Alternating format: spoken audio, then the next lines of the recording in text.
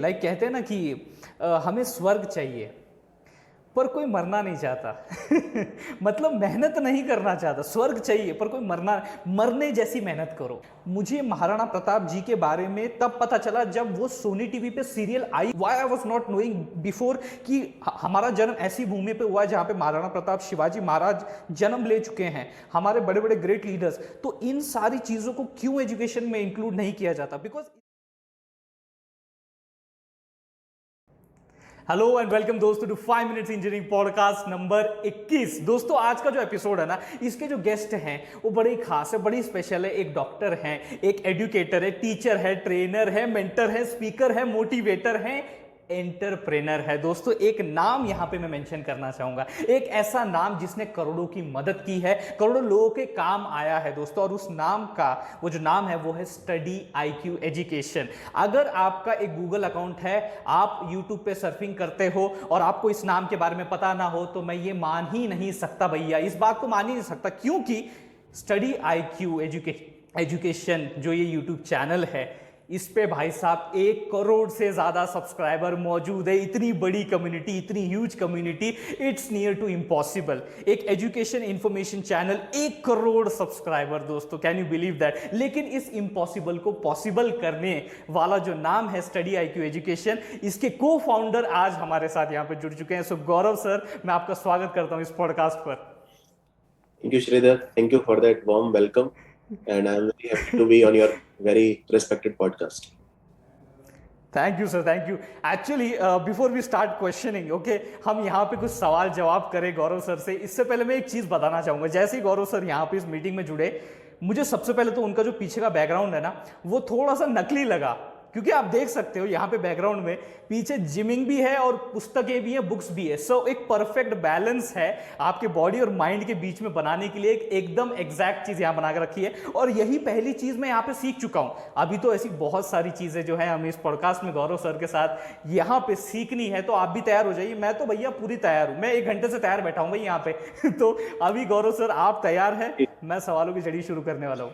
जी, वैसे ये बैकग्राउंड जो जिसकी आप बात कर रहे हैं ये बहुत रिसेंट है। मैंने जब रियलाइज किया कि जी। मेरा वेट काफी बढ़ रहा है and now I am like hmm. I think 89 kgs and I need to be around 75. Then I thought that I'll need to up my health quotient, and it's then I ji. bought these two machines. One is of course, as you can see, a treadmill, and one is a cycle. And it's still a very humble setup compared to some of the other things that you see on YouTube, but I think it should be enough to get me in shape, I hope. जी, बिल्कुल, बिल्कुल। सब तरह से shape में आना ही है क्योंकि healthy हमें अपनी बॉडी को बनाना ही है। सर, इससे पहले मतलब यहाँ पे हम लोग हेल्थ की बात कर रहे हैं, तो आपके नाम के आगे डॉक्टर लगता जी। है, बराबर है? तो वो डॉक्टर के बारे में ज़रा हमें बताइए, what's the story behind this doctor which is in front of your name? So I was a graduate in dental surgery. I did my bachelor in dental surgery from Kasturba Medical College of Dental Surgery, which is in Udupi district in Karnataka. And after that, I did my MBA from a college in Ahmedabad called MICA. It's a college which is specialized for marketing mainly. So I specialized from there in digital marketing. And after that, after a brief stint in a job, I turned entrepreneur. I like started on my own. Okay. तो मैं ये पूछना चाहूँगा, लोग बहुत डरते हैं sir कि लाइक बड़ा स्विच मारने के लिए बहुत डरते हैं। आपने तो डायरेक्ट डॉक्टर से मार्केटिंग की तरफ, मार्केटिंग से something on to something different, now entrepreneur and now like a YouTuber itself. तो आप उन लोगों को क्या सलाह देना चाहोगे कि यार ऐसी जब बड़ी जंप्स मारनी होती है, तो आप अपने एक्सपीरियंस से उनको क्या बताओगे? सो ये जो करे जाता है कि आप इस तरह का प्लंज लें, ये एकदम से नहीं आता। ये धीरे धीरे आता है। आप जब सोच लेते हैं एक बार कि ये करना है, तो आप उस फैसले की तरफ कदम बढ़ाना शुरू करते हैं धीरे धीरे। You never go from 1 to 100. You always go from 1 to 2, 2 to 3. And then when you reach at 3, then you get confidence to go to 5. And then you think about 10, and then you think about 50, and then 100. Because the problem is, if we are at 1 and we start thinking about 100, it will be very intimidating. and it might be so intimidating for a few that they might even not take a plunge at all. So we have to make sure that we have to think only about the next step. And that is exactly what I did. When I had decided that in fact, I had not decided to be an entrepreneur, but I had decided that I will not go back to job. That was very clear. And then that closes almost 90% of the doors for you. You know, if you have decided once, you will not go back to job. Then you start thinking about what to do. And then there are very few possibilities, you know. So I was already an MBA, and then what else? Now I could go to some foreign university and do a double MBA maybe. But even after doing that MBA, I did not know how to see a career if not for job. And I think all of these questions were about that only. That okay, what next? Because after everything that there was a possibility, uh, like all the paths come to one conclusion. So all the paths led to job only. And so I had decided that I will first learn a few things. Maybe that gives me confidence. I started teaching. I learned the ropes, and that gave me a little bit confidence. So much so that in the next 6 months, I gained a lot of confidence. And then in January 2015, I started Study IQ as a very small coaching born out of one very small room in Delhi. So that is how you gain confidence. So never think about too far ahead. Just take one step at a time. And confidence cannot come from merely listening to someone or listening to some speech or some Steve Jobs address or something of that nature. The real confidence will come when you take your first few steps and you get some positive vibes, and that will give you some confidence. And that then obviously you keep taking steps, and that confidence will keep on increasing, and finally you'll come to a point where your confidence will not let you go back, and that is the real confidence. So there are, I think, a series of or a layers of or a hierarchy of confidences or motivations, and temporary motivation is only what comes from listening, but real motivation will come from taking the first few steps and getting some success, like maybe 1%, but that will propel you further.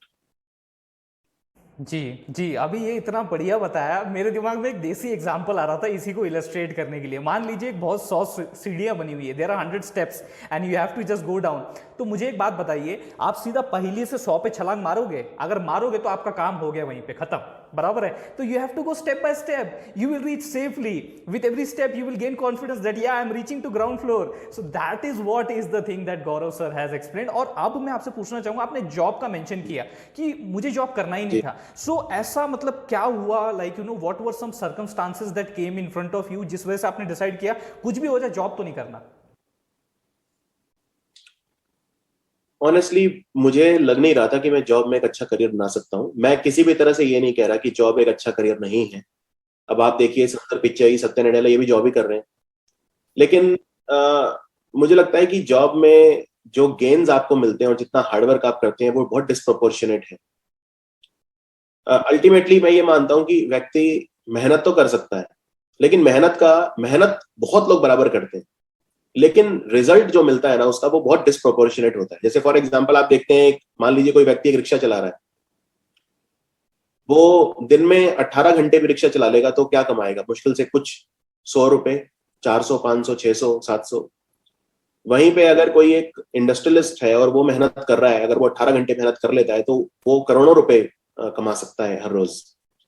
तो मेरा ऐसा मानना है कि हमारा hard work तो बराबर सबका हो सकता है, अपने अपने लेवल पे हम सब हार्डवर्क कर सकते हैं, लेकिन मुझे लगता है उसका जो जो रिजल्ट है वो बहुत अलग तरह से होता है।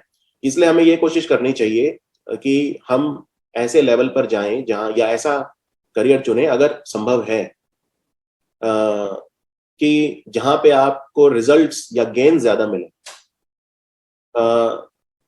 तो मुझे लगा कि मेरे अंदर वो एक मतलब चाहे उस वक्त उतनी एनर्जी नहीं थी या उतना एक कॉन्फिडेंस नहीं था, या लेकिन एक समझ थी कि मैं जॉब में फंस जाऊंगा, या मुझे ऑनेस्टली मैं थोड़ा इंट्रोवर्ट भी था और अब भी हूँ।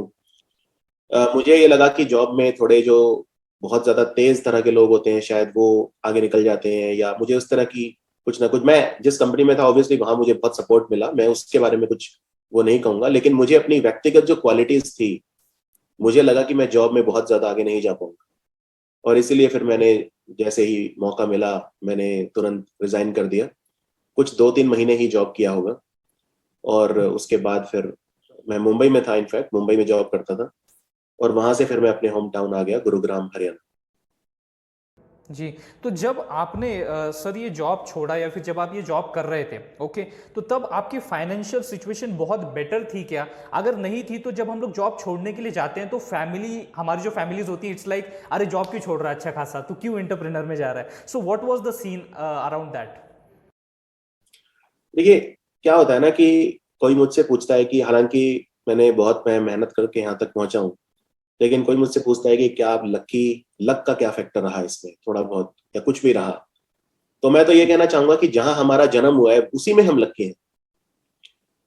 आप ऐसे सोचिए कि मान लीजिए मेरा जन्म किसी सब सहारन अफ्रीकन कंट्री में हुआ होता, तो ठीक है, हो सकता है मैं तब भी सक्सेसफुल बनता, बस प्रोबेबिलिटी वाली बात हो जाती है कि हमें, हम जिस माहौल में बड़े हो रहे हैं, हम जिस माहौल में पैदा होते हैं, वहीं से हम लकी हैं, मैं कहता हूँ। तो मैं एक मिडिल क्लास फैमिली से बिलोंग करता हूँ, लेकिन मेरे ऊपर लोन नहीं था। मुझे लगता है कि ये एक पॉजिटिव चीज थी जो मेरे फेवर में गई, कि मैं जॉब छोड़ पाया, घर वालों का पूरा सपोर्ट था मुझे। हालांकि मैं मानता हूँ कि बहुत सारे लोग ऐसे हैं जो बहुत ऐसे जॉब्स में फंस जाते हैं कई बार, जो उसमें से निकल नहीं पाते क्योंकि उनके सर पे लोन होता है, तो 3 से 4 साल तो लोन चुकाने में ही चले जाते हैं। और फिर जब तक उनका लोन चुकता है तब तक वो थोड़ी ठीक ठाक जगह बना लेते हैं, तो तब उनके लिए अपॉर्चुनिटी कॉस्ट और ज्यादा बढ़ जाता है। और अगर मान लीजिए आप शुरू में ही रिजाइन कर देते हैं, तो मेरे को लगता है वो ज्यादा अच्छा है, बजाय इसके कि आप 6-7 साल बाद सोचें कि मैं 6-7 साल बाद रिजाइन करूंगा। क्योंकि उस समय, मान लीजिए अगर आप 26 साल की उम्र में भी नौकरी शुरू करते हैं एमबीए करके, जनरली एक जो एमबीए करके उम्र होती है आमतौर पे वो 25-26 तो होती है मिनिमम। तो उस समय अगर कोई व्यक्ति जॉब शुरू करता है और सोचता है कि मैं जब तक 33-34 का होऊंगा तब मैं कुछ स्टार्टअप की कोशिश करूंगा, तो मुझे लगता है वो भी किया है लोगों ने और सक्सेसफुल भी हुए हैं। लेकिन मुझे ऐसा लगता है कि उस समय जॉब छोड़ना और डिफिकल्ट हो जाता है। उस समय फिर आपकी तब तक मैरिज भी हो जाती है, कई बार बच्चे भी हो जाते हैं। उस समय फिर आप एक रिलेटिवली बेटर पोजीशन में भी लाइफ में होते हो, तो उस समय फिर जॉब लीव करना और ज्यादा कठिन हो जाता है। तो ये चीज मैंने समझ ली थी, और अपने ओपिनियन के अनुसार मैंने तुरंत ही फिर रिजाइन कर दिया। मुझे लगा कि मैं, और क्योंकि मेरी उम्र भी 26 थी उस समय, 26-27 रही होगी, तो मुझे लगा कि मैं बजाय 32 में रिजाइन करूं, इससे अच्छा है कि मैं अभी रिजाइन कर देता हूँ, so that I can build something significant in the next few years. And it worked for me. It may not work for someone else, but today I'm 34. I'm sitting in front of you giving you an interview on entrepreneurship. So I think it shows that things do happen if you give yourself a chance. जी, जी, बिल्कुल, बिल्कुल। अभी अभी जो आपने mention किया, सच सच में मतलब like age is just a number, but decide very important, decision आपका बहुत इंपॉर्टेंट होता है कि किस मोमेंट पे आपने क्या डिसाइड करना है। एंड बहुत बहुत ही मुश्किल डिसीजन है सर जो आपने लिया कि लाइक 3 से 4 महीने ही आपको हुए थे, and like you know just शुरुआत ही हुई थी and living it, but it was a big decision. You have to in your life take big decisions to get something big from the life, okay? तो आपको उतना देना पड़ेगा अगर आपको चाहिए उतना, और वो उतना दिया उन्होंने, इसीलिए आज इनको करोड़ों की कम्युनिटी इनकी यूट्यूब पे है। अभी यूट्यूब का जिक्र निकला ही तो मैं आपसे पूछना चाहूंगा कि जब आपने स्टडी आईक्यू एजुकेशन की शुरुआत की थी सर, तब आपने कभी सोचा था कि like this can become something so huge, इतना बड़ा हो सकता है? कभी आपने सोचा था? और जो इनिशियल डेज आपकी डिफिकल्टीज के थे वो भी जरा मैं जानना चाहूंगा। देखिए, पहली बात तो मैं इस बात को नहीं मानता age is just a number. मुझे लगता है कि ये अपने आप को हम कई बार समझाने के लिए कुछ भी बोल देते हैं, तो उसमें से एक चीज है। कई बार मैं सुनता हूँ लोग कहते हैं कि 40s is the new 30s।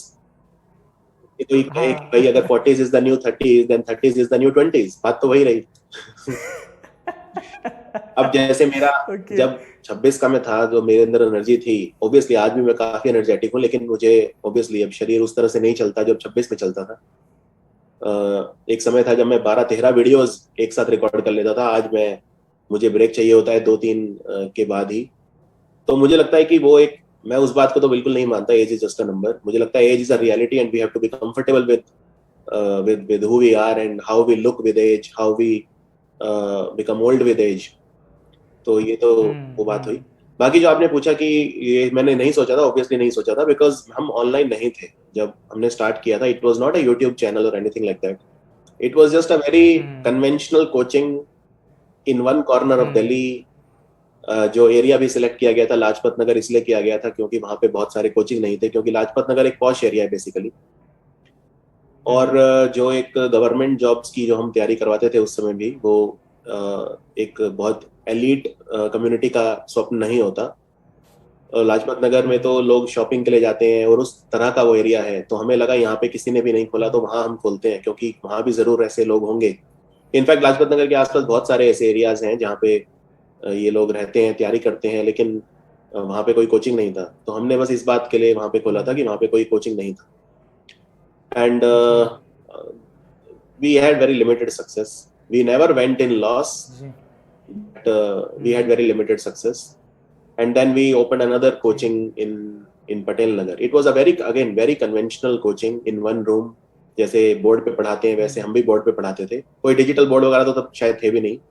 Normal जो बोर्ड होते हैं, जो मार्कर वाले बोर्ड, मैं श्यामपट नहीं कह रहा कि उसकी नौबत नहीं आई थी, लेकिन जो मार्कर वाले बोर्ड होते हैं बस उन पे हम पढ़ाते थे, खड़े होके रात मतलब पूरे दिन क्लास लेते थे। और हम कोशिश करते थे ज्यादा से ज्यादा बच्चे हमसे जुड़े। और फिर दो हम कोचिंग पैरेलल चला रहे थे, लेकिन अगेन बहुत लिमिटेड सक्सेस थी। जितना हम कमाते थे लगभग उतना ही हम स्पेंड कर देते थे, तो उसमें कोई बहुत ज्यादा स्कोप नहीं था। फिर जब यूट्यूब चैनल बनाया मैंने 22 जून 2015, ये सोच के बनाया था कि यूट्यूब पर हम दिखाएंगे हम कैसा पढ़ाते हैं, और उससे हो सकता है इम्प्रेस होके शायद कोई ऑफलाइन में एडमिशन ले ले, यही सोच थी। और उस समय मैं इंग्लिश पढ़ाता था। मैं आज जो जैसे आप देखते हैं कि जीएस जीके ये सब नहीं पढ़ाता था, तो इंग्लिश पढ़ाता था। तो इंग्लिश के मैंने कुछ वीडियोस डाले थे, noun pronoun adjective adverb preposition conjunction interjection, ये सब भी मैं इतनी जल्दी जल्दी इसलिए बोल पा रहा हूँ क्योंकि मैंने इतना पढ़ाया हुआ है। तो वही सब पढ़ाते थे और उसके वीडियोस डाले। फिर थोड़ा थोड़ा रिस्पॉन्स आना स्टार्ट हुआ था, कुछ बहुत ज्यादा नहीं। यूट्यूब पे कुछ था भी नहीं ज्यादा, 3-4 चैनल थे सिर्फ। और फोन जरूर आते थे मुझे कि आपका वीडियो देखा, अच्छा लगा, आप कहाँ पर हैं, लेकिन वो फोन ज्यादातर दिल्ली के बाहर से ही होते थे, तो उसका कोई फायदा नहीं था। चैनल पर भी सब्सक्राइबर कुछ नहीं थे, तो 1000-2000 सब्सक्राइबर होंगे 6 महीने में। लेकिन फिर जब ये दूसरे शहर के लोग फोन करते थे, तब जरूर दिमाग तेज चलने लगा कि किस तरह से हम यहीं बैठे बैठे इनको कैटर कर सकते हैं। और उसके बाद फिर मैंने सोचा कुछ ऐसा पढ़ाना शुरू करता हूँ जो कोई नहीं पढ़ा रहा, मतलब जो। तो फिर मैंने डेली करंट अफेयर्स पढ़ाना स्टार्ट किया। सो इस बात पे मैं गर्व करता हूँ कि I was the first teacher on YouTube जिसने करंट अफेयर पढ़ाना स्टार्ट किया, वो भी हिंदी में। और फिर मैंने इंग्लिश में भी शुरू कर दिया, क्योंकि इंग्लिश मेरी अच्छी थी ही, मैं इंग्लिश पढ़ाता भी था। और आज भी इतने साल हो गए, 7 साल 8 साल, डेली करंट अफेयर्स हिंदी और इंग्लिश में, शुद्ध हिंदी और शुद्ध प्योर इंग्लिश में पढ़ाने वाला मैं एकमात्र टीचर हूँ। सो उससे चैनल में काफी एक जंप आया। I think we gain 10,000 subscribers in 2-3 months. और वहां से फिर ऑब्वियसली कॉल्स और ज्यादा आने स्टार्ट हो गए। लेकिन अगेन वो कॉल्स हम किसी भी तरह से, we could not fructify those calls, we could not convert those calls, because वो ये बोलते थे कि आप यहाँ पर फ्रेंचाइज खोल दीजिए अपने हमारे शहर में। कोई कॉल केरला से आ रहा है, कोई कोई इंदौर से आ रहा है। इनफैक्ट इंदौर से 3 स्टूडेंट्स थे, वो आके उन्होंने एडमिशन भी ले लिया था और वो यहाँ रहने लगे, बेर सराय। इस तरह की दिल्ली में काफी सारी सराय हैं बेसिकली जहाँ पे बच्चे रहते हैं, क्योंकि बहुत सस्ते हॉस्टल्स होते हैं ये सराय। तो जो कटवरिया सराय, बेर सराय और इस तरह की बहुत सारी सराय हैं दिल्ली में, वहां पर वो लोग रहने लगे। और लेकिन उनका दिल्ली में रहने का जो खर्चा था बहुत ज्यादा था। हम तो बहुत 6-7 हजार रुपये ही लेते थे बच्चे से कोर्स खत्म करवाने का। और फिर लेकिन उनके जो लॉजिंग एक्सपेंसेस थे, जो दिल्ली में रहने का खर्चा था, बहुत ज्यादा था। तो वो जो 3 लोग इंदौर से आए थे वो वापस चले गए थे 1 महीने के अंदर।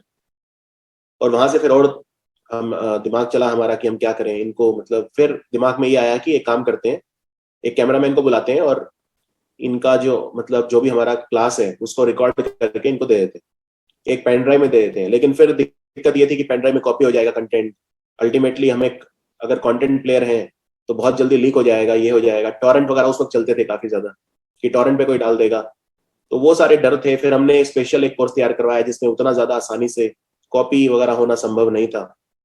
उन बच्चों को फिर हमने पेन ड्राइव कोर्स दिया, फिर हमने पेन ड्राइव कोर्स ही निकाल दिया।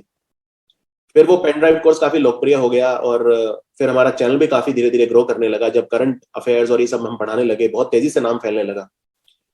और उसके बाद फिर हमने मुड़कर नहीं देखा पीछे। फिर हमारे जब एक बार आई थिंक 5 लाख सब्सक्राइबर हो गए थे शायद एक साल में, एक 1.5 साल में, उसके बाद फिर बहुत तेजी से बढ़ने लगे। एक बार चैनल पे जब 5 लाख शायद दिसंबर 2016 में हुए थे, तो उसके बाद फिर बहुत तेजी से चैनल ग्रो करने लगा और फिर कोर्सेज भी बहुत तेजी से बिकने लगे। तो वहां से एक तरह से कंपनी जो है वो फिर सेल्फ सस्टेनिंग हो गई। जी, अभी आपने जो पेन ड्राइव कोर्सेज का जिक्र किया, this was something new. Okay, मतलब ना अभी भी ये सुना जाता है ना पहले भी ये सुना जाता था। तो इसे इम्प्लीमेंट करते वक्त भी सर मतलब कॉपी होने का भी खतरा थोड़ा रहता ही था कि ये पेन ड्राइव के अंदर है तो तुरंत कॉपी भी हो जाएगा। तो ऐसी जो डिफिकल्टीज थी वो आपने कैसे टैकल की, ये मैं जानना चाहूँगा। देखिए, पेन ड्राइव कोर्स हमने लगभग 3.5-4 साल बेचे हैं और मुझे लगता है कि बहुत इनोवेटिव था। बहुत ज्यादा कंपनीज नहीं दे रही थी ये, हम पहले थे, एजुकेशन में पहले थे जो इसको कर रहे थे। कम से कम जो टेस्ट प्रेप जिसे हम बोलते हैं, गवर्नमेंट टेस्ट प्रेप, उसमें हम पहले थे।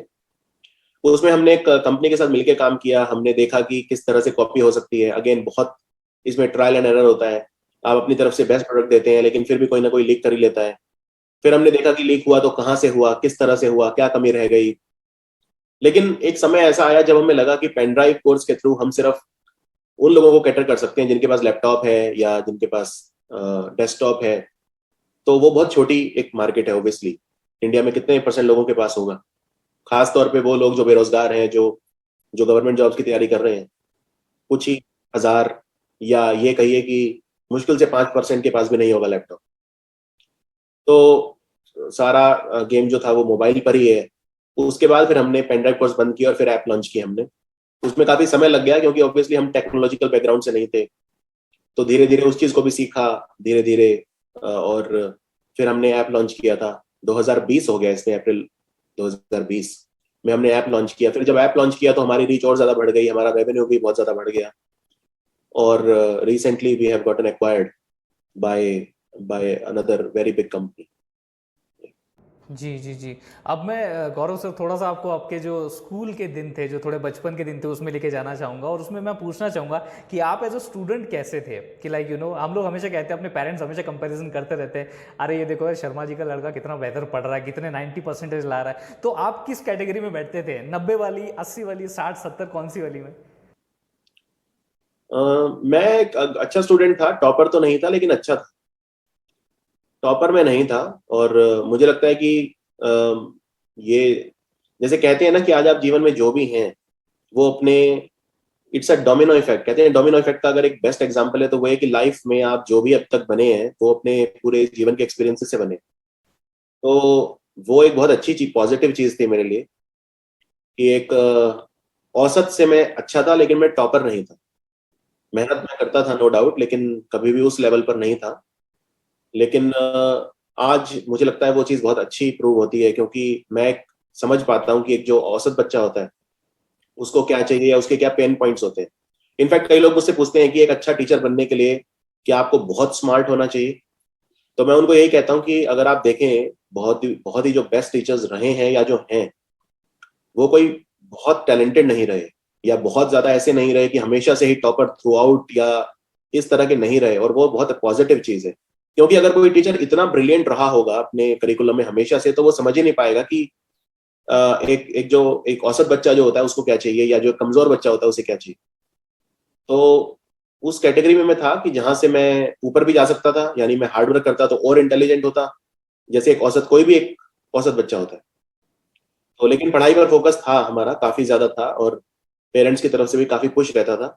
हालांकि पेरेंट्स बहुत ज्यादा ऐसा कंपैरिजन तो नहीं करते थे, लेकिन ऑब्वियसली जैसे सबके पेरेंट्स होते ही हैं, एक वो एकेडमिक इंक्लिनेशन जरूरी भी था। क्योंकि अगर किसी के भी पेरेंट्स मान लीजिए 60s में बोर्न हुए हैं तो एक उनके अंदर एक वो डर तो होता ही था। आजादी को 20 साल ही हुए थे जब पेरेंट्स जब बोर्न हुए थे। तो उस समय के पेरेंट्स में आप एक भय जरूर देखेंगे कि बिना पढ़ाई के जीवन नहीं है, या मेरे को लगता है कि पढ़ाई पर से ही सब कुछ हो सकता है। इनफैक्ट 99.99% तो सब नौकरी पेशे वाले ही थे। और ये एंटरप्रेन्योरशिप और ये सब तो वर्ड भी शायद मैंने देखा है कि 2000 शायद 15 के बाद बहुत ज्यादा ये कैच वर्ड हुए हैं। उससे पहले तो अगर बोलना भी होता था तो कोई बिजनेसमैन ही बोलता था, एंटरप्रेन्योर तो नहीं बोलता था। वोकैबुलरी की क्लासेस में हम सिखाया करते थे जब मैं इंग्लिश पढ़ाता था कि एंटरप्रेन्योर, तो उसमें बच्चों को उसकी स्पेलिंग तक नहीं आती थी। तो मुझे लगता है कि ये तो 2015 के बाद की बातें हुई हैं। बट वो अपनी जगह सही थे उस समय, जो उस समय की रिक्वायरमेंट थी, उस समय की जो मांग थी वो यही थी। और प्राइवेट जॉब वगैरह और इन सबको तो काफी ज्यादा वो समझा जाता था जैसे इसमें कभी भी निकाल सकते हैं, या इस तरह की भी फीलिंग्स थी। लेकिन पेरेंट्स का सपोर्ट हमेशा से रहा है। जी, जी। अभी आपने पेरेंट्स का गौरव से ज़िक्र किया, मैं सच में ऐसा मानता हूँ, मेरा ऐसा मानना है, शायद आपका भी यही होगा कि पेरेंट्स आपके इस पूरे पृथ्वी पर ऐसे दो मात्र जीव होते हैं, जो कि जागते हुए, सोते हुए, काम करते हुए, बैठते हुए सिर्फ़ आपके भले का ही सोचते हैं। अब होता क्या है कि इस सोसाइटी ने आप उनके दिमाग में डाल दिया है कि आपके बच्चे के लिए ये अच्छा है, ये भला है, ये सही है, जॉब सही है, एंटरप्रेन्योर ना रिस्की है। तो लेकिन ये अभी हम बच्चों की जिम्मेदारी बन जाती है, या फिर जो अभी हमारे बड़े बड़े एंटरप्रेन्योर्स हैं उनकी जिम्मेदारी बन जाती है कि अभी उनको एक अलग साइड दिखाया जाए, ताकि अगर उस साइड में उनका उनको उनको अगर फायदा दिखने लग जाए उनके बच्चे का, तो वो उस वक्त भी उस तरफ भी इंकरेज उनको करेंगे। आई होप आप इससे एग्री करेंगे। मैं एग्री करूंगा, लेकिन मुझे लगता है कि कभी भी हमें कोई भी चीज उनके सामने जब हम प्रपोज करें तो एक एस्केपिस्ट माइंडसेट से ना करें। ये बहुत जरूरी है। कई बार जैसे मुझे स्टूडेंट्स कहते हैं कि वो अपने पेरेंट्स को कन्विंस नहीं कर पाते हैं कि उन्हें कुछ करना है। मान लीजिए किसी को डांसर बनना है, इस तरह के मैसेज बहुत फ्रिक्वेंटली आते हैं हमें कि मान लीजिए मुझे डांसर बनना है या मुझे किसी और सिंगर बनना है, लेकिन पेरेंट्स को हम बोलते हैं तो वो कहते हैं नहीं, तो पहले पढ़ाई कर ले पूरी, उसके बाद। तो वो इसलिए कहते हैं कि ऑब्वियसली वो बच्चे का अच्छा ही चाहते हैं और वो ये भी नहीं चाहते कि बच्चे का टैलेंट दबे। लेकिन आपके अंदर उतनी संजीदगी होनी चाहिए, आपके अंदर उतनी सीरियसनेस होनी चाहिए।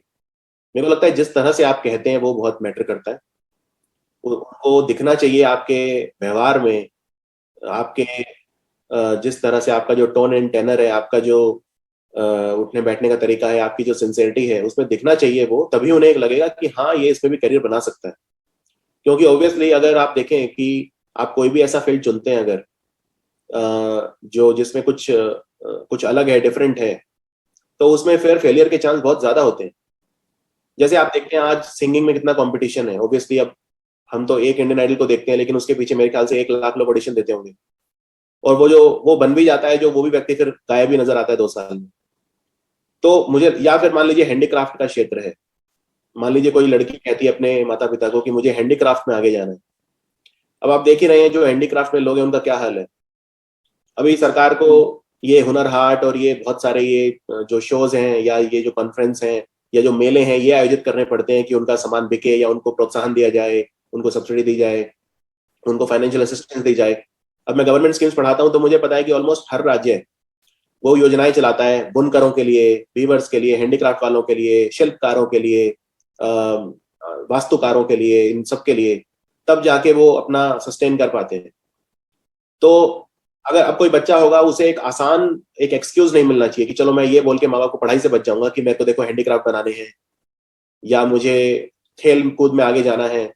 क्योंकि खेल कूद में भी आप जानते हैं कि अगर 11 लोग क्रिकेट खेलते हैं तो उसके पीछे कितने आवेदक हैं। तो हमें अगर कुछ बनना है तो पहले हमें ये प्रूव करके ना सही, लेकिन कम से कम एक ब्लूप्रिंट तो दिखाना होगा कि हम वहां कैसे जाना चाहते हैं और उस पर क्या क्या कदम उठा रहे हैं। कई बार मैंने देखा है बच्चे पढ़ाई से बचने के लिए, या एक होता है ना जैसे अपनी जिम्मेदारियों से भागने के लिए इस तरह की चीजें बोलते हैं, और फिर एक वो विक्टिमहुड सा स्टार्ट हो जाता है कि मुझे माँ बाप वो चीज नहीं करने दे रहे हैं जो मैं चाहता हूँ। अब मेरे को लगता है अगर आप माँ बाप को बताएंगे कि आप कैसे उसको पाएंगे, क्या आप कर रहे हैं उसके लिए, क्या आपने अभी तक किया है, कितना पढ़ा है आपने उसके बारे में। मान लीजिए आज मैं अपने फादर को जाके बोलता हूँ कि मुझे सिंगर बनना है और मैं सब कुछ छोड़ रहा हूँ, तो अगर वो मुझसे पूछते हैं ठीक है बनो, लेकिन आपने क्या कदम उठाए हैं, क्या पता है आपको इस क्षेत्र के बारे में, तो मेरा फर्ज बनता है कि मैं उनको पूरा रिसर्च करूं, मैं ऐसे लोगों से बात करूं जो वो बने हैं, या मतलब मेरे को लगता है कि ये जो हसलिंग होती है या जो ये जो कुछ पाने के लिए जो हम चेष्टा करना चाहते हैं, ये एफर्ट बहुत कम लोगों में होता है। मैं आपको ये ज़ील बहुत कम लोगों में होती है। आपको एक चलो एग्जांपल देता हूँ। पिछले 6 सालों में मेरे पास सीवी आते हैं कि मैं पढ़ाना चाहता हूँ, ठीक है, बहुत हजारों में। मेरे को लगता है कोई नंबर तो है नहीं, ऑब्वियसली हम कोई काउंट तो करते नहीं है चीजें, लेकिन आराम से मेरे को लगता है 20,000 सीवी तो आ चुके होंगे मेरे पास आज तक।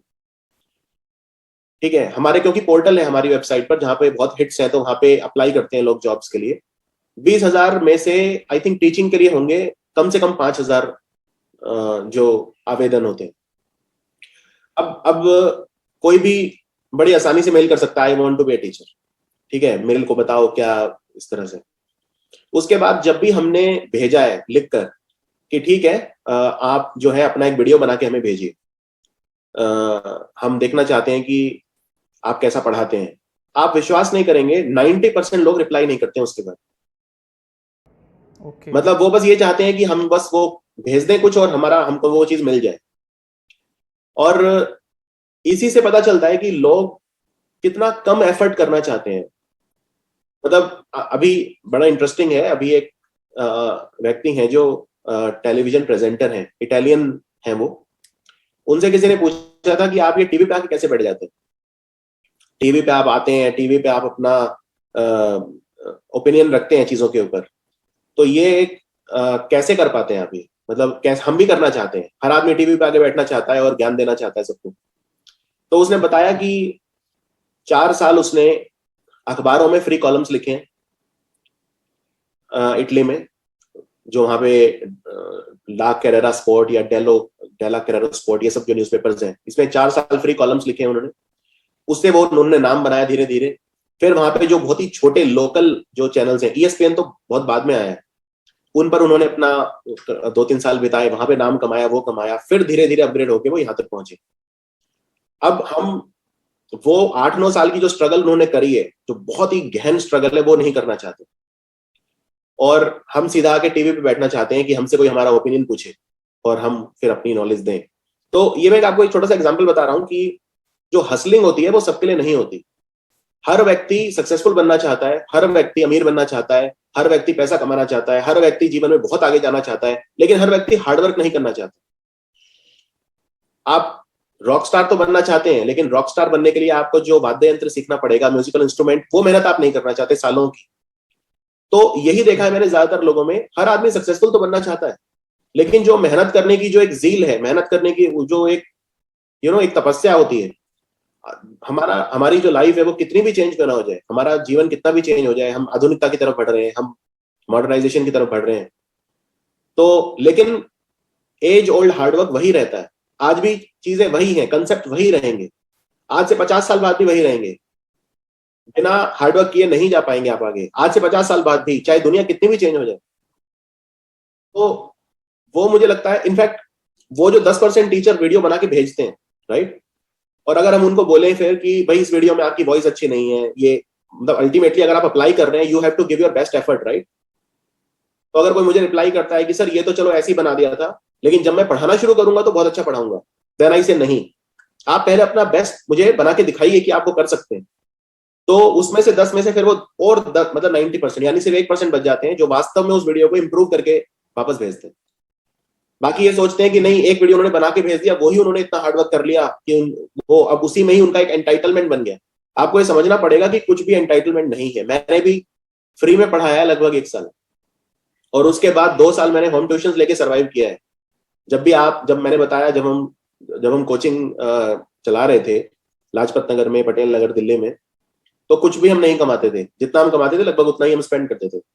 तो ऐसे में हम घर का खर्चा कैसे चलाएंगे, या जो भी हमारे पर्सनल एक्सपेंसेस हैं। खैर मेरा रिलेटिवली काफी सिंपल लाइफस्टाइल है, लेकिन फिर भी जो भी एक्सपेंस होते हैं तो वो मैं होम ट्यूशन देता था। तो होम ट्यूशन मैंने 3 साल दिए, 2015 से लेके 2017 के शुरू तक। तो मैं वही कहूंगा कि जो भी आप ये आज देखते हैं, आज जो भी आपने जैसे 1 करोड़ सब्सक्राइबर बताया आपने, इस सब के पीछे एक बहुत बड़ी, मेरी ही नहीं बहुत लोगों की एक तपस्या है, बहुत लोगों का एक सपोर्ट है। और उसकी तरफ अगर आप बढ़ना चाहते हैं, किसी भी चीज की तरफ बढ़ना चाहते हैं, तो उसकी तरफ आपको वो कदम बढ़ाने होंगे। तो स्ट्रगल में मैं बहुत ज्यादा इन चीजों का बखान करना नहीं चाहता।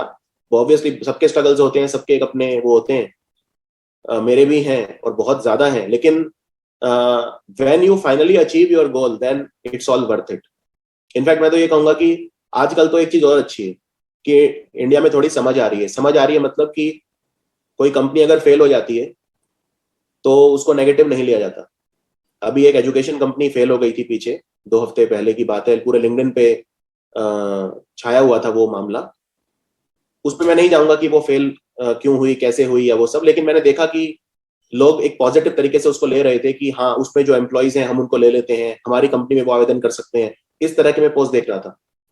और दूसरी बात यह है कि अगर आपका स्टार्टअप फेल हो जाता है तो आपके पास जो दूसरे स्टार्टअप्स हैं आपकी वो जो जर्नी है उसको वैल्यू करते हैं और आपको उसमें एक अच्छी पोजीशन पर आपको रख सकते हैं। तो ये कुछ पॉजिटिव चीजें हैं जो आजकल मैं देख रहा हूँ।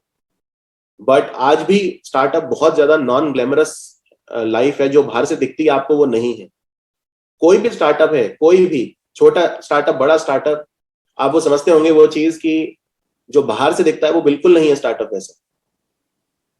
तो उस लेवल का स्ट्रेस लेना, उस लेवल की मेहनत करना, उस लेवल का रोज रोज सोचना, ये तो 24 घंटे और 7 दिन का एक मानसिक एक वर्क होता है।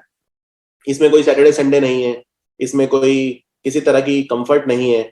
लेकिन जब इसके रिटर्न्स होते हैं तो वो फिर कंपनसेट कर देते हैं हर चीज को। जी जी। जी बिल्कुल।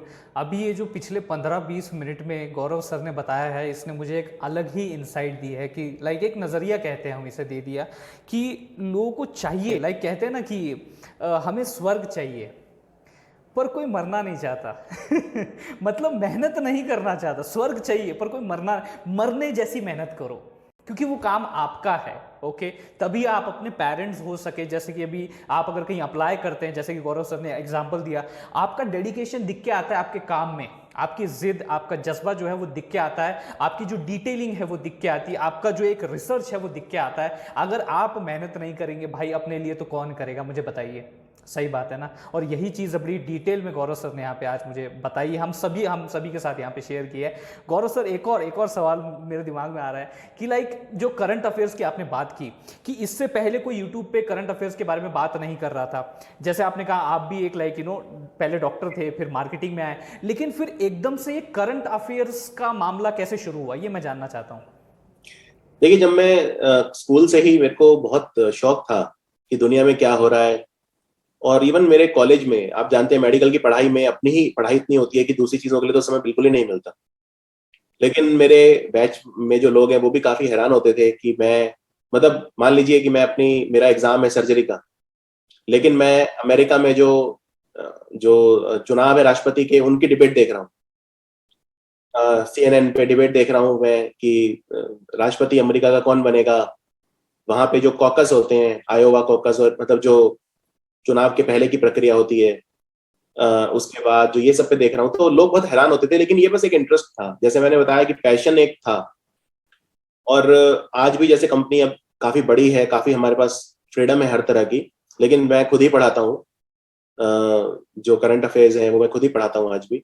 तो वो एक बस पैशन है, एक हमेशा से एक जो चीज थी। लेकिन एक शौक से कोई चीज पैशन तक आने में, उसमें गैप बहुत बड़ा होता है जो हमें समझना बहुत जरूरी है। कोई भी चीज जब हम थोड़े समय के लिए करते हैं तो वो हॉबी है, और जब हम उसे पूरे जीवन कर सकते हैं उसी आनंद के साथ, तो वो पैशन है। मैं आपको इसका एक उदाहरण देता हूँ।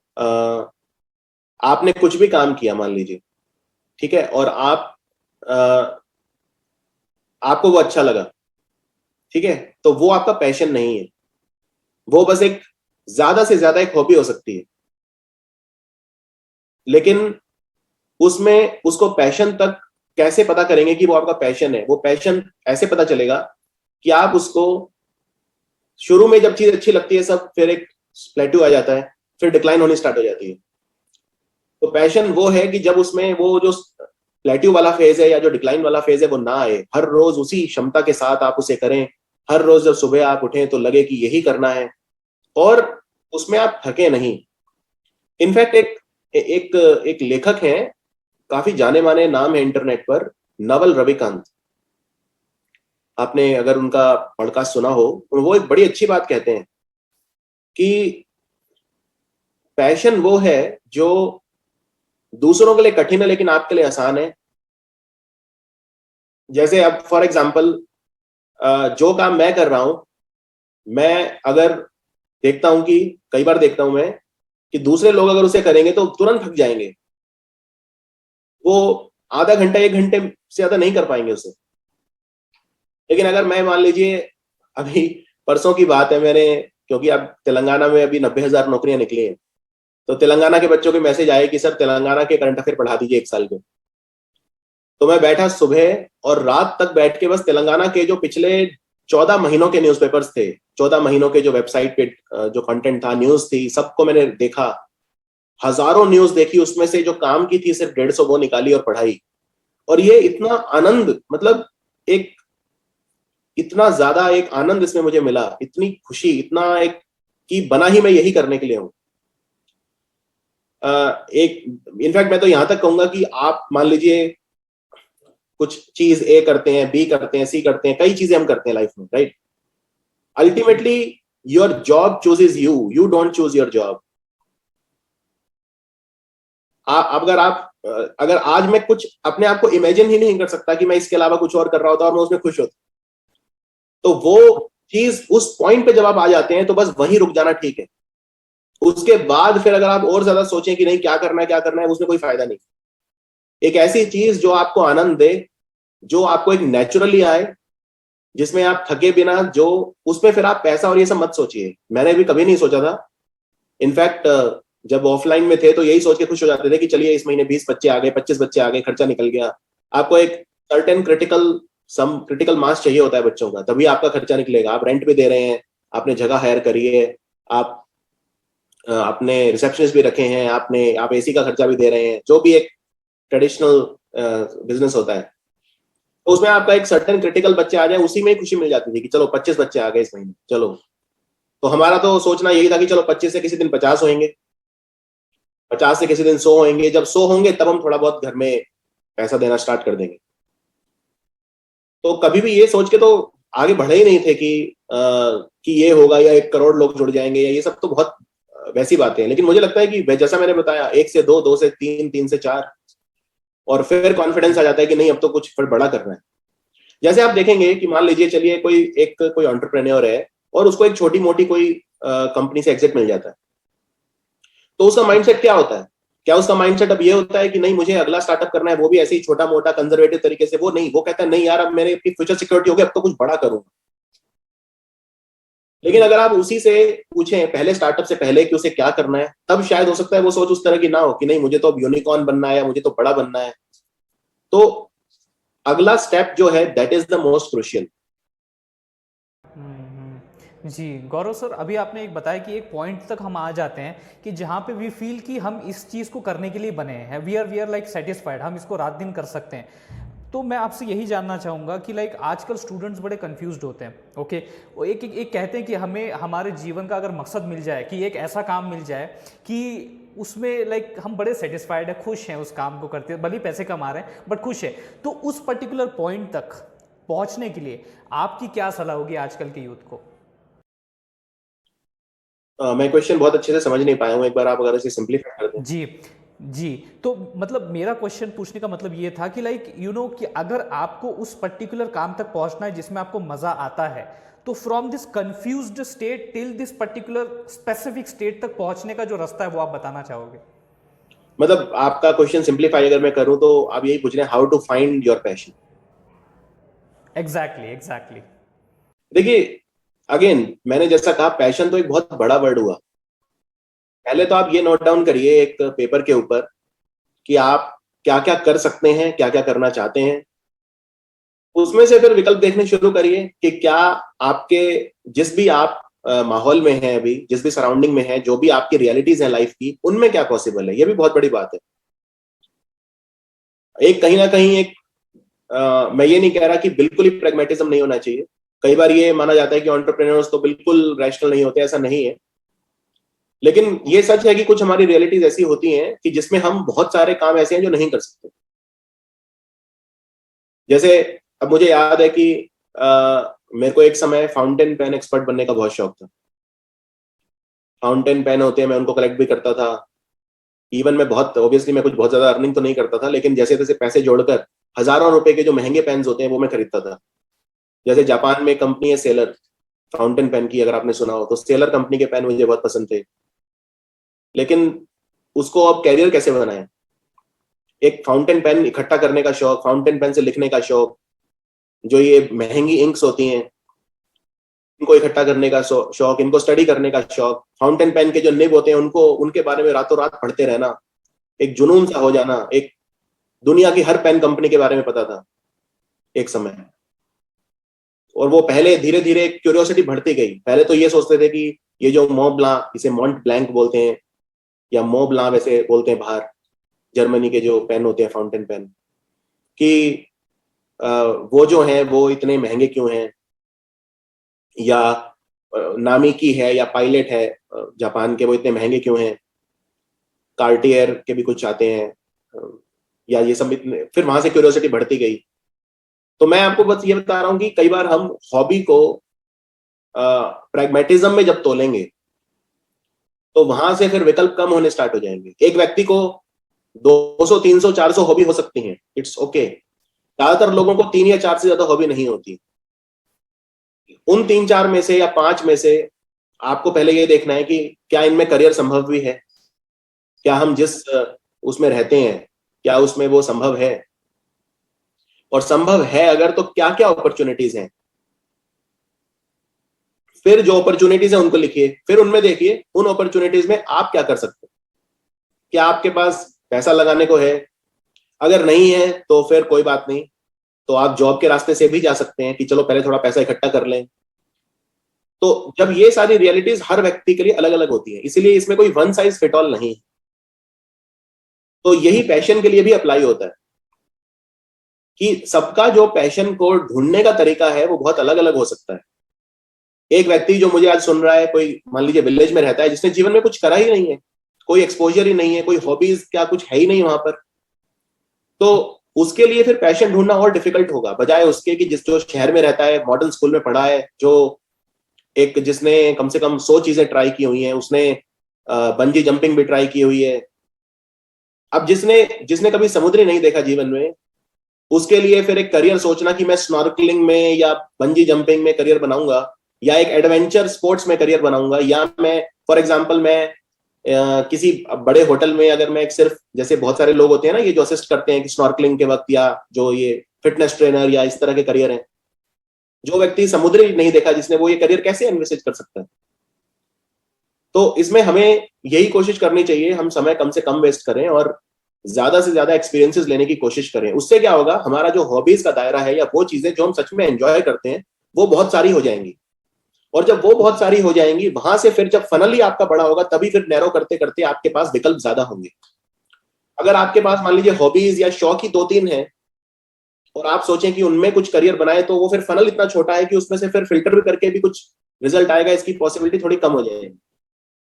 तो वो तो नल्ली बन जाएगी, वो तो फनल रहेगा ही नहीं, वो तो नल्ली हो जाएगी कि शुरुआत ही उसकी बहुत ही जी कम है। तो एकदम सही कहा कि लाइक एक एक्सपोजर, एक एक्सपीरियंस आपको जो है एक तरीके से बताता है, आप आपके बारे में बताता है कि आप किस में ज़्यादा इंटरेस्टेड है, और you can go for what. And जैसे फिर उसके बाद आपने बताया कि एक्सपेरिमेंट करते रहो, इंटरेस्ट को ट्राई करते रहो, और जिसमें भैया बैठ जाए पहिया अपना उधर ही गाड़ी चला दीजिए। सही बात है, एकदम एकदम एग्जैक्टली वही बात बताइए। और ये मेरे साथ भी सर पर्सनली हुआ है कि लाइक मैं भी बड़ा कंफ्यूज था। मैं भी जब अपनी इंजीनियरिंग कर रहा था, I was not having at all a clue कि मतलब क्या ही किया जाए। अभी इंजीनियरिंग कर रहे हैं, इसके बाद मतलब अच्छा ठीक है, इसके बाद सोचेंगे क्या करना है। तो it's like that mentality. But in the last year of engineering the teaching idea came into my life and it changed my life. उसी तरीके से मैं आपसे पूछना चाहूंगा कि आपके लाइफ में ये टीचिंग का आइडिया कब आया, कैसे आया, व्हाट ऑल हैपेंड, ये जानना चाहता हूं मैं। जब मैं स्कूल में भी था, तो अगर मैं कोई टॉपिक था तो वह अपने दोस्तों को बहुत अच्छे से समझा पाता था। सेम ड्यूरिंग मेडिकल कॉलेज, जब मैं कोई चीज पढ़ाता था अपने दोस्तों को, तो बहुत वो एक उसमें वाव फैक्टर था। वो बोलते थे कि भाई तुमने जो समझा दिया वो समझा दिया, बस वो लॉक हो गया, वो बैठ गया दिमाग। तो एक शायद ये तो कहना मुश्किल है कि क्या ये प्राकृतिक टैलेंट है, ये तो कहना बहुत मुश्किल है। मुझे लगता है हर चीज कंडीशनिंग से ही होती है। पर एक एक वो पेन पॉइंट मैं समझता हूं कि कई बार क्या होता है, मान लीजिए हम कुछ पढ़ा रहे हैं, कुछ कठिन शब्द आए, हम चाहे तो वो शब्दों के उसमें उसको स्किप कर सकते हैं, या हम बड़े बड़े शब्दों के पीछे छिप सकते हैं। लेकिन जब आप वो पेन समझते हैं बच्चे का, कि बच्चा यहां फंसेगा, तो उस पर फिर उसको मेहनत करेंगे, फिर आप कुछ ऐसी भाषा में कुछ उसको समझाने की कोशिश करेंगे कि कैसे तैसे उसके दिमाग में वो फिट हो जाए। तो वो चीज मैं कर पाता था, इसलिए फिर मुझे उसमें एक पॉसिबिलिटी दिखाई दी। वरना आज तो ये हम एड टेक की बात करते हैं और ये बिलियन डॉलर कंपनीज की बात करते हैं, लेकिन उस समय टीचर अगर बोलते थे हम टीचर बनेंगे, तो सब यही सोचते थे कि भाई कुछ विकल्प जीवन में नहीं है तब टीचर बनेगा। कि मान लीजिए कि एग्जाम सारे बैठ लिए, उसमें क्लियर नहीं हुए तो टीचर बन गए। या अब आप हैरान होंगे कि मैंने अपने जीवन में कोई भी एग्जाम नहीं दिया, ना मैंने आईएएस का एग्जाम दिया, ना मैंने कोई और एग्जाम दिए, मैं सिर्फ पैशन के लिए टीचर बना हूं। तो मुझे लगता है कि एक वो भी एक बहुत धारणा थी उस समय कि टीचर अगर बन रहा है मतलब ठीक है, जीवन में जब कुछ नहीं बचा तो टीचर बन गए। इनफैक्ट टीचर से तो लोग ये भी पूछ लेते थे कि चलो ये तो आप वैसे ही कर रहे हो, वैसे असली में क्या करना है आपको जीवन में। इवन इवन 2-3 साल पहले तक भी ये पूछा जाता था मेरे से कि ये चलो यूट्यूब तो चल कर रहे हो आप, जो भी कर रहे हो, लेकिन असली में क्या करते हो। तो जरूरी नहीं है कि हमें हर सवाल का जवाब देना है। हमें ऑब्वियसली दूसरे जो लोग हैं, हमें उनका भी समझना है कि वो किस बैकग्राउंड से हैं, किस सोच के साथ वो बड़े हुए हैं। एक बार मैं हिमाचल गया था, तो वहां पर मुझसे पूछा किसी ने कि आप क्या करते हो, तो मैंने कहा मेरा एक एडटेक कंपनी है। और उन्होंने और बातें पूछी, तो मैंने बताया कि ठीक है, इतने 200-300 लोग काम करते हैं, सब कुछ है, मैं उस कंपनी का सह संस्थापक हूँ, ये हूँ वो हूँ। तो बोले ठीक है। फिर उन्होंने पूछा आप जैसे डॉक्टर हो तो क्या सरकारी में हो। तो मैंने कहा नहीं नहीं, आपको बताया ना कि मैं कंपनी चलाता हूँ, इसमें ये मतलब। फिर उनको वो एक तरह से वो उन्होंने सोचा कुछ ऐसे ही कुछ करता है। मतलब अगर उनकी नजरों में मैं कोई एक सरकारी उसमें डॉक्टर होता तो शायद उनका वो एक ड्रीम पर्सन होता मैं उनके लिए। देखिए हमें ये समझना होगा कि सबको हम खुश नहीं कर सकते। अगर किसी की कंडीशनिंग किसी तरह की है, तो अच्छा है कि उस व्यक्ति से दूरी बना ली जाए और अपने लक्ष्य पर फोकस किया जाए। हमारी बहुत सारी एनर्जी हम खो देते हैं दूसरों के परसेप्शंस पर खरा उतरने की कोशिश करने में। उस एनर्जी को अगर हम अपने ही फील्ड में लगाएंगे और कुछ बन जाएंगे, क्योंकि हर चीज में एनर्जी होती है। जैसे फॉर एग्जाम्पल आप एक मान लीजिए अगर 3 रोटी खाते हैं और आप 3 टाइम खाना खाते हैं, तो मतलब आपके अंदर बस 10 रोटी जितनी ही एनर्जी है लगभग। अब आप उसको कहाँ कहाँ लगा सकते हैं, तो वो लिमिटेड काम है जिनमें आप उसको खर्च कर सकते हैं, राइट। तो अगर आप उसमें कुछ टाइम इसमें इसमें भी खर्च कर देंगे कि नहीं दूसरा क्या सोच रहा है, पहले उसको सेटिस्फाई करता हूं, कुछ उसमें लगा दी, कुछ दूसरी चीजों में लगा दी, कुछ लोगों के परसेप्शंस को वो करने में लगा दी, कुछ सोशल मीडिया में लगा दी, तो फिर जो बचेगी आप उसे लगाएंगे अपने लक्ष्य की तरफ। इससे अच्छा ये है कि पूरी ही लक्ष्य की तरफ लगा दो। तो बाद में क्या होगा, जब सक्सेस थोड़ी बहुत मिलनी स्टार्ट हो जाएगी, तो ये अपने आप ही आप देखेंगे कि जैसे फॉर एग्जाम्पल मान लीजिए जब जब हम कुछ नहीं होते, जब हम सक्सेसफुल नहीं होते, जब थोड़ा एक अंदर चिड़चिड़ापन आ जाता है, एक स्वभाव हमारा बहुत नेगेटिव हो जाता है, और तब पूरी दुनिया ही बहुत नेगेटिव लगती है। लेकिन जब हम कुछ बन जाते हैं, कुछ आगे जीवन में बढ़ जाते हैं आगे, तो फिर सब ठीक लगने लग जाता है। हाँ, सब अपनी जगह पे, एवरीथिंग फॉल्स इनटू प्लेस। तो हमें ये समझना है कि हमें पहले ही ये कोशिश नहीं करनी कि everything will fall into place. We should just focus on one thing at a time. जी जी, बिल्कुल बिल्कुल।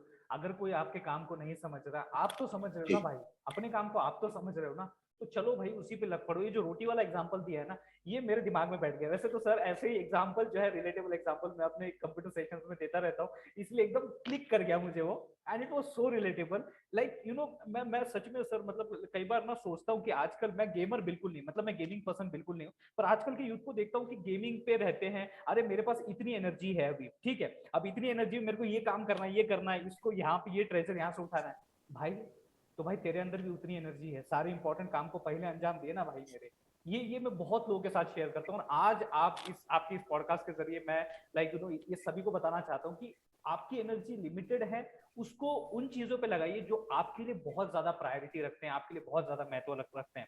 देखिए क्या होता है ना कि कई बार एनर्जी बचाने के लिए you have to lose some battles to win the war. कहते हैं ना कि a good general knows when to retreat. एक अच्छा जो सेनापति होता है वो ये जानता है कि पीछे युद्ध में कब हटना है और कब आगे जाना है। तो पीछे हटना भी उतना ही जरूरी है जितना आगे जाना। अभी मैं आपको एक चलिए एग्जांपल देता हूं, क्योंकि वो कल का ही है, सुबह का। कल सुबह ऑब्वियसली बहुत मेरा प्रोडक्टिव डे मैंने प्लान किया था, क्योंकि मेरे को ये भी करना है, मुझे लेक्चर्स भी प्लान करने हैं, मेरी मीटिंग्स हैं, मेरी जैसा एक नॉर्मल डे होता है एक एंटरप्रेन्योर का। तो मैं जा रहा था और पीछे से किसी ने गाड़ी पे मार दिया, और गलती भी उसी की थी। अब या तो मैं उससे उलझूं, उसमें अपनी एनर्जी वेस्ट करूं, उसमें यू नो मैंने और वो मैंने उसका मतलब वो दिख जाता है शीशे में कि वो थोड़ा सा एकदम से वो हुआ, मतलब कि अरे ये तो अब लड़ने आएगा, मतलब एक होता है ना कि जैसे अरे अब तो मैं मतलब घबराया, वो थोड़ा सा दिखा मुझे वो शीशे में, जब मैंने पीछे देखा उसकी तरफ तो मैंने कुछ नहीं किया, चुपचाप अपनी जो है गाड़ी आगे निकाल के मैं चला गया, बिकॉज आई वॉज लाइक कि कुछ हल्का फुल्का अगर नुकसान हुआ भी होगा तो वो वैसे ही मुझे इंश्योरेंस में मिल जाना है। और बात पैसों की भी नहीं थी, बात ये थी कि उस समय जो मैं उसमें अपना दिन खराब करता, मैं उससे उलझता, मैं उसमें वो तो फिर एक ईगो इशू है कि मान लो किसी ने आपका नुकसान भी कर दिया और आप चुप हो गए, तो एक वो कभी कभी वो ईगो पीना भी आना चाहिए। मैं वहां उसको आधा घंटा सुना भी सकता था, कुछ कुछ मैं उससे लड़ भी सकता था, वहां पे कुछ भी कर सकता था, लेकिन मैंने वो सब नहीं किया। क्यों? क्योंकि मेरी नजर सिर्फ अपने लक्ष्य पे है, मेरे को कल के दिन में जो जो अचीव करना था मुझे वो करना है। तो जो एनर्जी बचाने वाली मैं बात कर रहा हूं ना, ये इसमें बहुत बार आपको you have to pick your battles. आप अगर हर बैटल में हर आर्ग्यूमेंट में आप इनवाइट किए जाए और वहां पे आप you don't have to attend to every argument you are invited to, you don't have to fight every battle you are invited to. तो आपके रोजमर्रा के जीवन में ऐसी बहुत सारी घटनाएं होंगी जिनमें आपका मन करेगा कि नहीं आप दूसरे व्यक्ति से उलझें या कुछ उसको पहले चुप कराएं। या मैं देखता हूं सोशल मीडिया पे कई बार एक कमेंट ही एक व्यक्ति को इतना ज्यादा वो कर देता है परेशान कि वो फिर उसमें वो उलझ जाता है, उसमें लड़ता है वो दूसरे व्यक्ति से, फिर वहां से लड़ता है, फिर यहां से फिर लड़ते हैं, और इसमें इतनी एनर्जी चली जाती है 3-4 घंटे तक। उसके बाद फिर आपके अंदर जो एनर्जी है पहले ही आपने सब उस पर लगा दी, अब आपका दिन तो वैसे ही आधा तो वैसे ही खराब हो गया। तो क्यों ना ये समझ आपको पहले ही आ जाए कि उलझना नहीं है, आपको सिर्फ नजर अपने लक्ष्य पे रखनी है। तो जो वो एनर्जी सेविंग वाला पॉइंट है वो एक बहुत बहुत ब्रॉड पॉइंट है। इनफैक्ट मैंने एक बुक लिखी है, हिंदी और इंग्लिश दोनों में लिखी है मैंने, फ्रॉम फेलियर टू ट्रायम्फ। उसका जो पहला चैप्टर है वही यही है, हाउ टू सेव एनर्जी। हाँ हाँ हाँ। तो ये एक बहुत जी प्रोफाउंड पॉइंट है कि हम जी बिल्कुल। आप देखते हैं एक सबके पास 24 ही घंटे हैं दिन में, लेकिन कुछ हैं जो हाँ बहुत आगे निकल जाते हैं और कुछ छटपटाते रहते हैं। तो ये कैसे संभव है? ये तभी तो संभव है जब कुछ लोग उस समय का ऐसा उपयोग करेंगे कि उसमें सिर्फ एक पॉजिटिविटी रहेगी, एक आगे की तरफ जाएंगे, और कुछ है जो समय को नष्ट करेंगे। जी जी जी बिल्कुल बिल्कुल।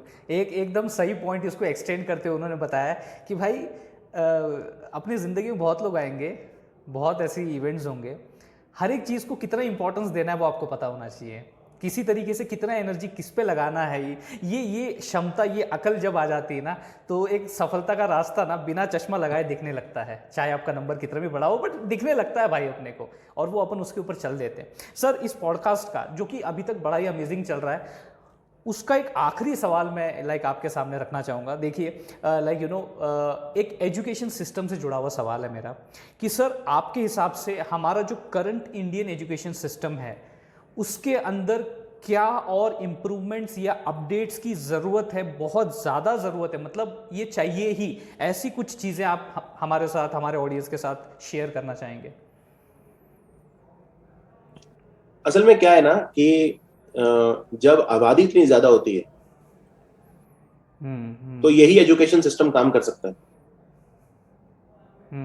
ये बात बहुत सारे लोग सुनना नहीं चाहेंगे, वो कुछ मेरे मुंह से ऐसा ही सुनना चाहेंगे कि शायद जैसे हर आदमी बैठकर सिस्टम को गालियां देता है, एजुकेशन सिस्टम को। मैं भी इसी एजुकेशन सिस्टम का प्रोडक्ट हूँ, राइट। और जो भी जितने भी एंटरप्रेन्योर आज आप देख रहे हैं जो यूनिकॉर्न कंपनी बना रहे हैं या जो कुछ भी कर रहे हैं, कुछ भी अच्छा कर रहे हैं, समाज में बदलाव ला रहे हैं, वो भी इसी एजुकेशन सिस्टम का ही प्रोडक्ट है। जी समस्या बस ये आती है कि इतनी जब आबादी होती है, ठीक है, देखिए कोई भी क्षेत्र होता है ना, वहां पे कुछ के लिए ही जगह होती है जो उस लाइन में बहुत अच्छा कर सकते हैं। अब मैंने आपको सिंगिंग का एग्जांपल दिया, चलिए आप ये सोच लीजिए हम अपने एजुकेशन सिस्टम को ऐसा बना दें कि जहां पे हर क्लास में 10% बच्चे सिंगर बनते हैं, सिंगिंग लाइन में जाए। ठीक है, सुझाव बहुत वो लगेगा सबको, वाह 10% बच्चे तो हर क्लास में सिंगर बनेंगे, सिंगिंग लाइन में जाएंगे। आप ये सोचिए अभी सिंगिंग में इतना कंपटीशन है कि 99% लोग मायूस हो जाते हैं कि कुछ है ही नहीं करने को, करियर ही नहीं है कोई। मैंने आपको एक इंडियन आइडल वाला एग्जांपल दिया था, वरना अगर आप उनको भी छोड़ दें, चलिए रियलिटी शोज को भी छोड़ दें, मैं तो कहता हूँ रियलिटी शो से फिर भी कुछ ना कुछ लोग हैं जो आगे जा रहे हैं, राइट जी।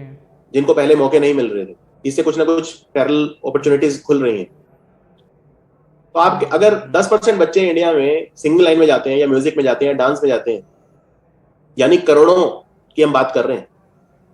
अभी मेरे ख्याल से आई थिंक 36-37 करोड़ बच्चे हैं लगभग स्कूलों में, K-12 में जिसे हम कहते हैं, 1st to 12th।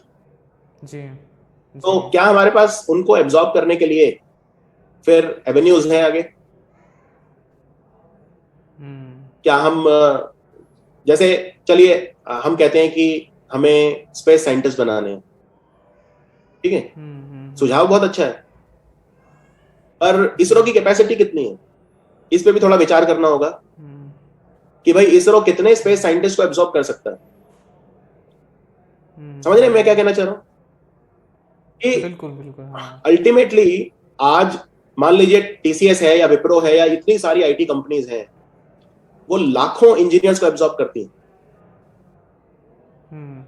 तो आप मुझे कोई और विकल्प ऐसा बताइए जिसमें बच्चों के पास हम दूसरे करियर ऑप्शन रखें और फिर उनका एक करियर भी उन्हें सुनिश्चित कर सकें। यह कहना बहुत आसान है सबके लिए कि बच्चे डांसर भी बने, बच्चे सिंगर भी बने, बच्चे पेंटर भी बने, बच्चे ये भी बने, बच्चे वो भी बने। मैं पर्सनली ऐसे लोगों को जानता हूं जिन्होंने अपना करियर रिस्क करके, जो पेंटर बनी एक लड़की जिसे मैं जानता हूं, अब उसके पास कुछ है नहीं करने को, अब वो पेंटिंग के बाद अब वो वही कुछ गवर्नमेंट जॉब या उसकी तैयारी कर रही है, क्योंकि उसमें क्या स्कोप है आगे। अब मान लीजिए कोई बड़े पेंटर है जो, वो कितने हैं और कितनी उनकी पेंटिंग्स बिकती हैं और क्या अपॉर्चुनिटीज हैं। तो मुझे लगता है इतनी बड़ी जब आबादी है वहां पर यही इसी तरह का ही कोई सिस्टम, जहां पे कम से कम हम इतनी तो बच्चों को, आज बच्चों को शिकायत क्या है, आज जैसे कि और भी लोगों ने कहा है ये चीज, रंजन पाई ने भी कहा है ये, और भी जो बड़े बड़े एजुकेशनिस्ट हैं उन्होंने कहा है, आज इंडिया में प्रॉब्लम ये नहीं है कि लोगों के पास जॉब नहीं है, ये नहीं है प्रॉब्लम। लोगों के प्रॉब्लम ये है लोगों की कि अच्छी जॉब नहीं। आप एक इंजीनियर को बड़े आराम से आज 10,000 की नौकरी दिलवा सकते हैं, वो कहीं कॉल सेंटर में काम कर सकता है, कहीं भी कुछ भी वो करके अपना गुजारा कर सकता है। तो हम क्या चाहते हैं, हमारा जब इतनी बड़ी आबादी है तो हमारा पहला जो एक लक्ष्य है अभी एजुकेशन सिस्टम का, वो ये है कि सबको रोटी मिले, और वो उसको काफी हद तक अचीव कर पा रहा है। आप पिछले 20 साल में जो भी लोग ग्रेजुएट या पोस्ट ग्रेजुएट हुए हैं, आप देखिए कौन भूखा मर रहा है, बताइए मुझे। समझ रहे मेरी बात? हमारी समस्या ये होती है कि हम जो 50-100 टॉप पे होते हैं ना, उनको देख लेते हैं और फिर एक हेल्दी पिक्चर पेंट कर देते हैं। जैसे फॉर एग्जांपल कोई मुझे कहे कि भाई भारत से तो स्पेस साइंटिस्ट नहीं निकलते या एस्ट्रोनॉट्स नहीं निकलते, तो मैं तुरंत पलट के कहूंगा तो कल्पना चावला थी। बिल्कुल। पर आप ये भी देखिए कि वो एक ही थी। हमारे पास ऐसा सिस्टम नहीं था कि हम और कल्पना चावला बना सकें, इसीलिए उनकी लेगेसी आज तक इतनी ज्यादा है। बिल्कुल बिल्कुल सर, मैं गौरव सर आपके जो कह रहे हैं आप उसकी डेप्थ में समझ पा रहा हूँ, but what I was trying to say is like that कि जो एजुकेशन सिस्टम है जो पहले से चला आ रहा है उसमें अपडेट्स आनी चाहिए जितनी नहीं आ रही हैं, जो अपडेट्स होनी चाहिए। साथ ही साथ सर मैं आपको एक मेरा पर्सनल एक्सपीरियंस शेयर करना चाहूँगा मैं कि लाइक लिटरली मैं अभी जस्ट एक पिक्चर देख के आया था, मूवी अभी जो रिलीज हुई कश्मीर फाइल्स में देख के आया, मुझे इतना लिटरली दुख हुआ कि ये सारी चीजें why these are not included in the things that we are learning in the school and education। मुझे महाराणा प्रताप जी के बारे में तब पता चला जब वो सोनी टीवी पे serial I. Why I was not knowing before कि हमारा जन्म ऐसी भूमि पे हुआ है जहाँ पे महाराणा प्रताप शिवाजी महाराज जन्म ले चुके हैं, हमारे बड़े बड़े ग्रेट लीडर्स। तो इन सारी चीज़ों को क्यों एजुकेशन में इंक्लूड नहीं किया जाता? बिकॉज इससे क्या होगा, वो जो यूथ है, वो जो बच्चा है, उसका ब्रेन जो ऐसा डेवलप होगा कि वो भारतीय होने पे गर्व करेगा, वो अपने भारत के लिए कुछ और करना चाहेगा। So this is what I was talking. आपका जो क्वेश्चन है वो ज्यादा कंटेंट की तरफ है कि जो स्कूलों में पढ़ाया जाता है तो ये चीजें क्यों नहीं पढ़ाई जाती, राइट? ये बात बहुत लोग कह चुके हैं और इससे मैं एग्री करता हूं कि एक बैलेंस्ड अप्रोच होनी चाहिए। यहाँ पे बैलेंस का मतलब ये नहीं है कि किसी विचारधारा को बैलेंस करना है, हमें नहीं, हमें साउथ के बारे में भी पढ़ाना है। अब जैसे आप ये साउथ के जो भी वंश हुए हैं, राइट, राष्ट्रकूट या जितने भी डायनेस्टीज थी, ये चोल वंश, चोला डायनेस्टी वगैरह, इनके बारे में मुश्किल से एक पैराग्राफ में खत्म कर दिया जाता है। लेकिन जो मुगल डायनेस्टी है, जो मौर्य है, जो इन्हीं पे पूरी किताब 80% इन्हीं पे ही रहती है। तो जब बच्चा बड़ा होता है तो उसमें साउथ इंडिया के लिए जो रेस्पेक्ट है, जो वो है, वो बिल्कुल डेवलप नहीं होती। उसे लगता है सब कुछ नॉर्थ में ही है इंडिया में। तो वो मैं उसमें एग्री कर रहा हूं आपको, लेकिन मेरे को ये लगता है कि उसके लिए फिर एक हमें कंप्लीट रिवीजन चाहिए कंटेंट की। क्योंकि अब फॉर एग्जांपल जो रीजनल जो चीजें हैं बहुत सारी और भी हैं, क्योंकि ये बहुत एक अगेन मल्टी फैसेटेड डिबेट है, बहुत बड़ा और बहुत अलग तरह का डिबेट है। मैं इसको एक दो लाइन में वो नहीं कर सकता, लेकिन मैं आपको एक छोटा सा एग्जांपल देता हूं। जैसे हमें जलियांवाला बाग तो पता है, हमें पढ़ा दिया जाता है, लेकिन हमें पाल दादा मैसेकर नहीं पता, जो गुजरात में अभी 100 साल जिसके मनाए गए हैं। हमें तारापुर मैसेकर नहीं पता, मुंगेर में जो हुआ था बिहार में।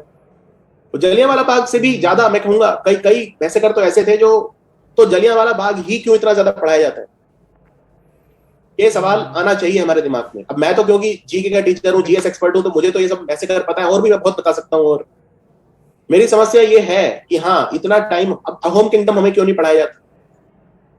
हमें आप अकबर के सारे सेनापति डिटेल में पढ़ा देते हो, हमें लचित बोरफुकान के बारे में क्यों नहीं पढ़ाया जाता आसाम के? हमें मणिपुर की रानी गैडिनलियू के बारे में क्यों नहीं पढ़ाया जाता?